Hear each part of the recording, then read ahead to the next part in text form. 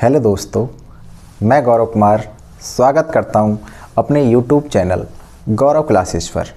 उम्मीद करता हूं कि आप सभी स्वस्थ होंगे और अच्छे से अपनी पढ़ाई कर रहे होंगे। तो बिना समय गंवाए स्टार्ट करते हैं आज का लेक्चर। तो बेटा, आपने बहुत बार क्लासों में देखा होगा कि बच्चे इस तरीके से पेन लेकर के घर्षण कराते हैं अपने बालों से, और फिर वो कागज़ के टुकड़ों को इस तरीके से क्या करते हैं, अगर इस तरीके से आप उन्हें स्पर्श कराते हैं तो वो क्या होते हैं, आकर्षित या दूर दूर भागते हैं। तो यही क्या है आपका, ये आवेशन के प्रकार हैं। जो होता क्या है कि कुछ इलेक्ट्रॉन एक वस्तु से दूसरी वस्तु में शिफ्ट हो जाते हैं, जिससे वस्तुएं क्या हो जाती हैं, आवेशित हो जाती हैं। तो इसी चीज़ को पढ़ने वाले हैं आज के लेक्चर में। तो स्टार्ट करते हैं आवेशन। बेटा, आज जो पढ़ने वाले हैं, आज पढ़ेंगे आप आवेशन। तो सबसे पहले आवेशन की परिभाषा लिखता हूं मैं इधर।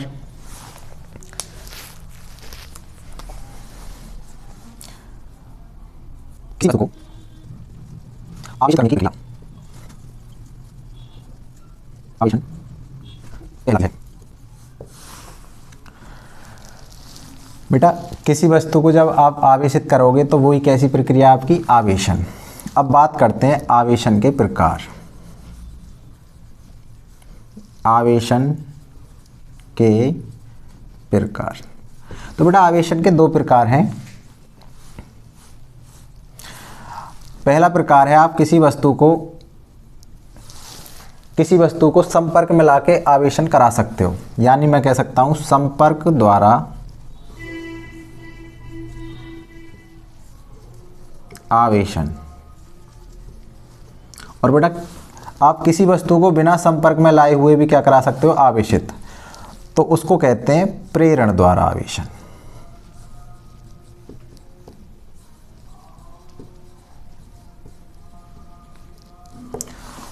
संपर्क द्वारा आवेशन और प्रेरण द्वारा आवेशन दो प्रकार हैं। और बेटा, संपर्क द्वारा आवेशन भी कितने प्रकार के हैं, दो प्रकार के। इसमें जो फर्स्ट रहने वाला है वो रहने वाला आपका चालन द्वारा आवेशन,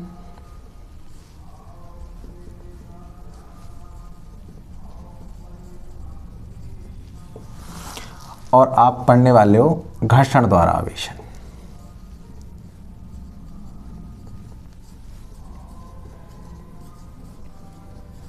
बेटा, इसे देते हैं फर्स्ट नाम और इसे देते हैं आप सेकंड। तो ये आपका क्या रहेगा, आवेशन के प्रकार दो प्रकार के, संपर्क और प्रेरण। और संपर्क भी कितने प्रकार का बेटा, दो प्रकार का, चालन और घर्षण। तो स्टार्ट करते हैं घर्षण से, ठीक है। उम्मीद करता हूं कि ये आपको समझ में आया होगा। अब मैं लिखता हूं बेटा घर्षण द्वारा आवेशन।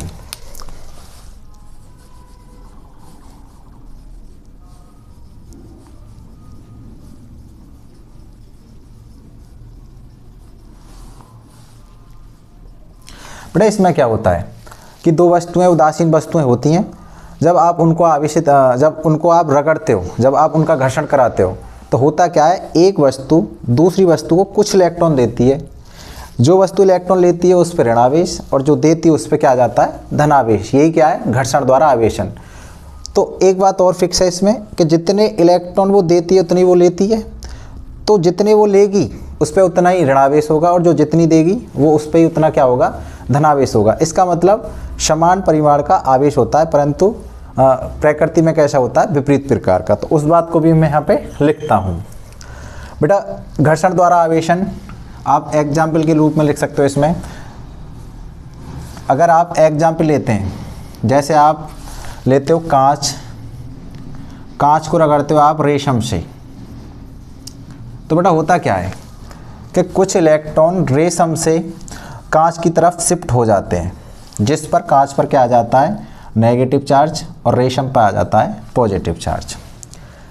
और भी आप एग्जाम्पल ले सकते हैं, जैसे यहाँ पे मैं बिल्ली की खाल लेता हूँ। बिल्ली की खाल, या आप उसमें किताब में आपकी में है, बिल्ली की खाल को आप जब रगड़ते हो आवनूस की छड़ से,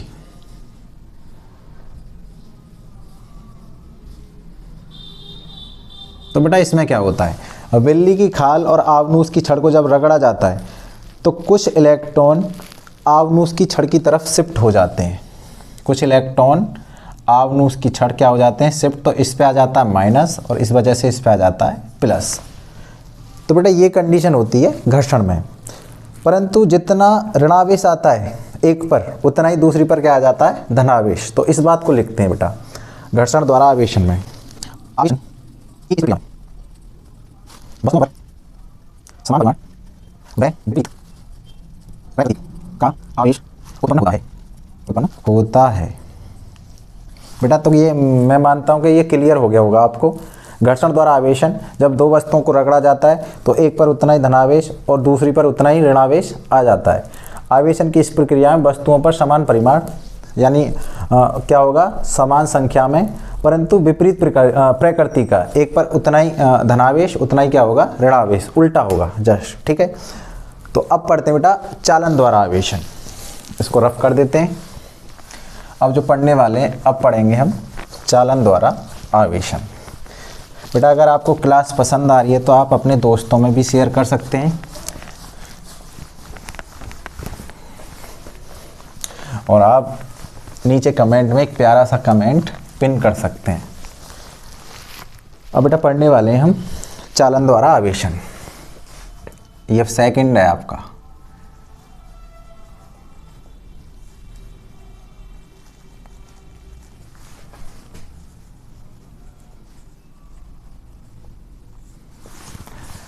बेटा इसमें क्या होता है कि आपके पास कोई वस्तु है, एक वस्तु और है, यह आपकी उदासीन वस्तु है। आपने अगर किसी चालक तार से इसे जोड़ोगे, ये क्या आपका कोई चालक तार,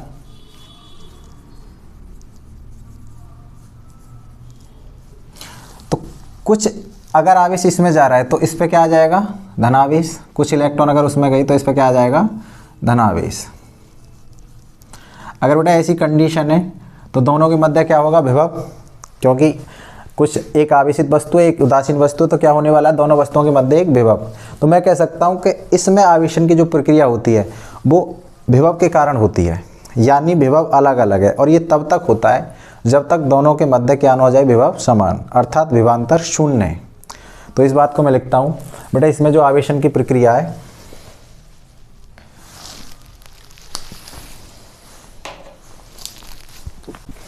इसमें आवेशन की प्रक्रिया विभव के कारण होती है।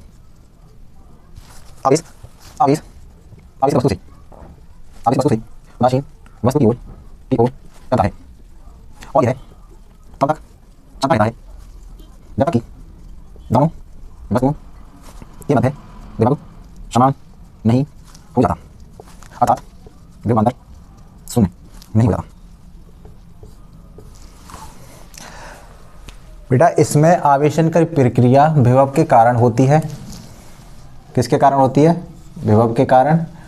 आवेश आवेशित वस्तु से उदासीन वस्तु की ओर चलता है और यह तब तक चलता रहता है जब तक कि दोनों वस्तुओं के मध्य विभव समान नहीं हो जाता, अर्थात विभवांतर शून्य नहीं हो जाता।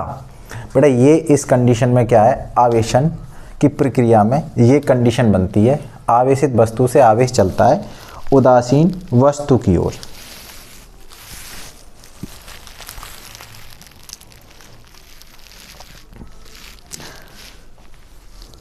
यहाँ पे बेटा एक मैं नोट लिखवाता हूँ आपके लिए। यदि आपके पास दो साइज व द्रव्यमान में समान गोले हैं और उन पर कुछ आवेश है प्लस क्यू, जैसे प्लस 4Q और माइनस के 2Q, और इन्हें आप संपर्क में लाते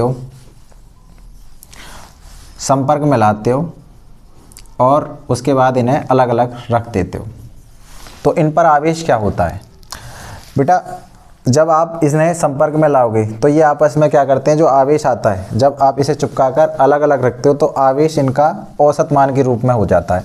जैसे इस पे प्लस 4Q और इस पे बेटा माइनस के 2Q, 4Q माइनस के 2Q बराबर कितना, 2Q, नेट आवेश 2Q। दो गोले हैं, दोनों को बांटना बेटा कितना, QQ, प्लस का इस पे भी Q रहेगा और इस पे भी Q। तो ये इम्पोर्टेंट नोट था, इसको याद रखेंगे आप। बेटा जब दो आवेशित गोलों को जिनका साइज क्या है सेम है, द्रव्यमान भी क्या है सेम है, यदि आप उन्हें संपर्क में लाते हो तो उनका जो नेट आवेश होता है वो औसत मान के बराबर होता है।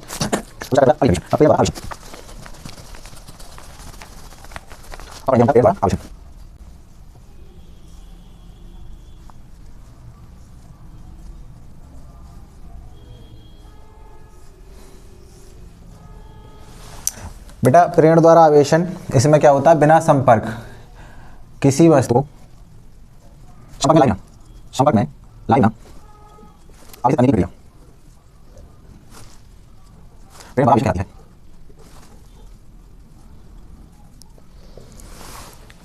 तो मैं किसी वस्तु को आवेशित करता हूँ। फर्स्ट कंडीशन में मेरे पास कोई वस्तु है, ये कोई आवेशित गोला है और ये कुचालक स्टैंड पे रखा है। ये बेटा क्या है आपका कुचालक स्टैंड। बेटा उदासीन वस्तु का मतलब होता है जितना पॉजिटिव चार्ज होता है उतना क्या होता है उसमें नेगेटिव चार्ज। मैं मान सकता हूँ कि कुछ पॉजिटिव है और कुछ क्या है नेगेटिव चार्ज। ये क्या आपकी उदासीन वस्तु।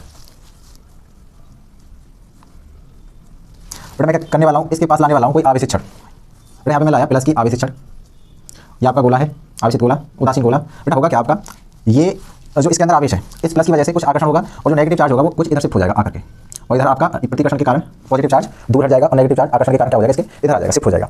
अब मैं थर्ड कंडीशन में इस गोले का संपर्क करने वाला हूँ पृथ्वी से।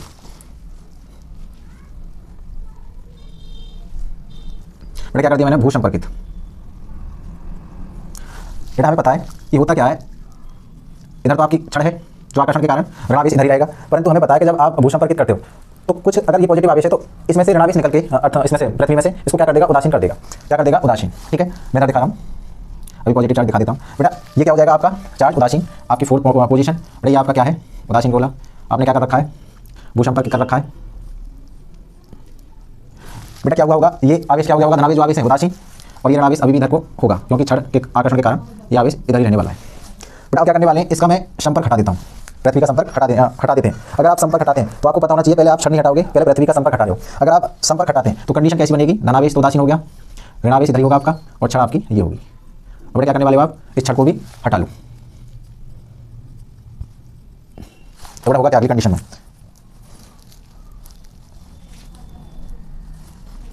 ये गोला इधर और बेटा जो इस पे आवेश था वो क्या हो जाएगा एक समान रूप से विपरीत।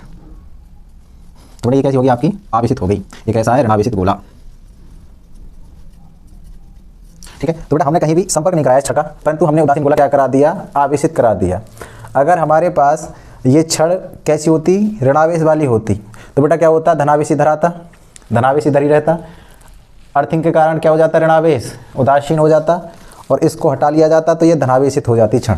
तो मैं कह सकता हूँ कि जो छड़ लाते हैं समीप उदासीन वस्तु के हमेशा वस्तु क्या होती है उसके अपोजिट आवेशित होती है। इस बात को लिखते हैं हम। बेटा यहाँ पर लिख लें आप इधर आवेशित छड़ ये आवेश प्राप्त होता है। बेटा आवेशित छड़ के विपरीत जो ये आवेशित छड़ है इसके विपरीत आवेश उत्पन्न होता है किस पर उदासीन वस्तु पर। ये आपकी उदासीन वस्तु थी क्या रहा इस पर नेगेटिव।